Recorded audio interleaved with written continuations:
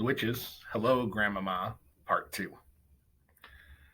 And they caught you? They smelt me out, I said. A dog's droppings, was it? She said, sighing. I'm afraid so, but it wasn't strong. They very nearly didn't smell me because I hadn't had a bath for ages. Children should never have baths, my grandmother said. It's a dangerous habit. I agree, Grandmama. She paused, sucking at her cigar. Do you really mean to tell me that they are now downstairs having tea? She said. I'm certain of it, Grandmama. There was another pause. I could see the old glint of excitement slowly coming back into my grandmother's eyes, and all of a sudden she sat up very straight in her chair and she said sharply, Tell me everything, right from the beginning, and hurry, please. I took a deep breath and began to talk. I told about going to the ballroom and hiding behind the screen to do my mouse training. I told about the notice saying Royal Society for the Prevention of Cruelty to Children. I told her all about the women coming in and sitting down and about the small woman who appeared on the stage and took off her mask. But when it came to describing what her face looked like underneath that mask, I simply couldn't find the right words. It was horrible, Grandmama, I said. Oh, it was so horrible. It was like something that was going all rotten. Go on, my grandmother said. Don't stop. Then I told her all about the others taking off their wigs and their gloves and their shoes, and how I saw before me a sea of bald, pimply heads, and how the women's fingers had little claws, and how their feet had no toes. My grandmother had come forward now in her armchair so that she was sitting right on the edge of it. Both her hands were cupped over the gold knob of the stick that she always used when walking, and she was staring at me with eyes as bright as two stars. Then I told her about how the Grand High Witch had shot out the fiery hot sparks, and how they had turned one of the other witches into a puff of smoke. I've heard about that, my grandmother cried out excitedly, but I never quite believed it. It is the Grand High Witch's most famous punishment. It is known as getting fried, and all the other witches are petrified of having it done to them. I am told that the Grand High Witch makes it a rule to fry at least one witch at each annual meeting. She does it in order to keep the rest of them on their toes. But they don't have toes, Grandmama. I know they don't, my darling, but please go on. So then I told my grandmother about the delayed action mouse maker, and when I came to the bit about turning all the children of England into mice, she actually leapt out of her chair shouting, I knew it! I knew they were brewing up something tremendous. We've got to stop them, I said. She turned and stared at me. You can't stop the witches, she said. Just look at the power of that terrible Grand High Witch, what she can do with her eyes alone. She could kill any of us at any time with those white hot sparks of hers. You saw it yourself.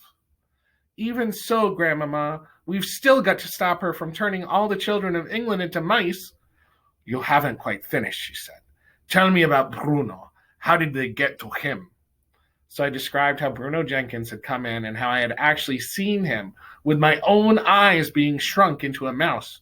My grandmother looked at Bruno, who was guzzling away at the bowl of bananas. Does he ever stop eating? She asked. Never, I said. Can you explain something to me, Grandmama? I'll try, she said. She reached out and lifted me off the table and put me on her lap. Very gently, she began stroking the soft fur along my back. It felt nice. What is it you want to ask me, darling? She asked. The thing I don't understand, I said, is how Bruno and I are still able to talk and think just as we did before. Oh, it's quite simple, my grandmother said. All they've done is to shrink you down and give you 4 legs and a furry coat, but they haven't been able to change you into a 100% mouse.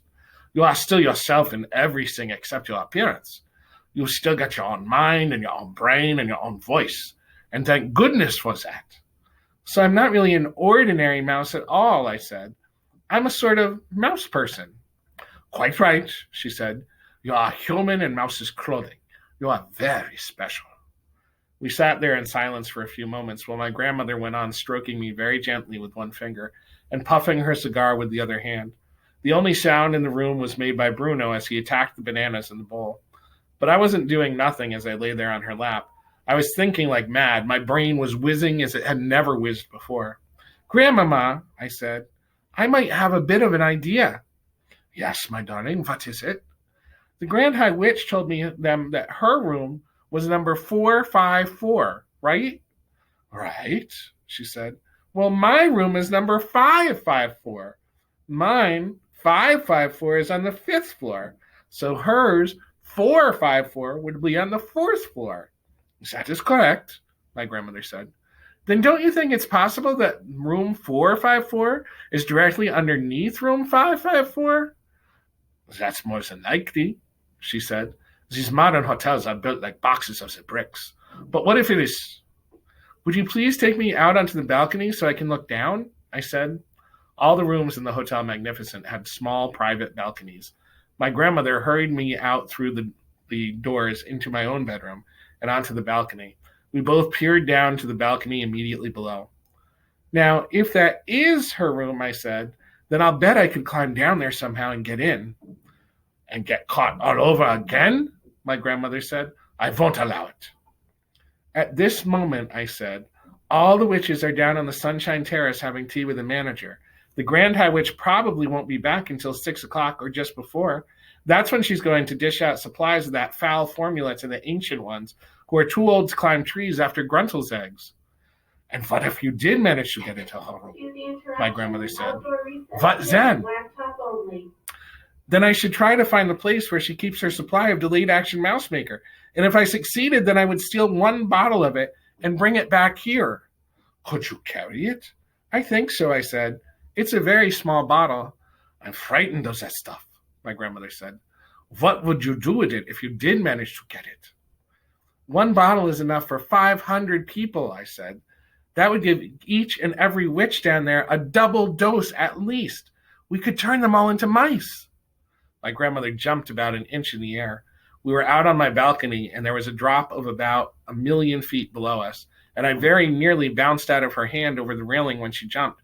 Be careful with me, Grandmama, I said. What an idea, she cried. It's fantastic. It's tremendous. You're a genius, my darling. Wouldn't it be something, I said. Wouldn't that really be something? We'd get rid of every witch in England in one swoop, she cried. And the Grand High Witch into the bargain. We've got to try it, I said.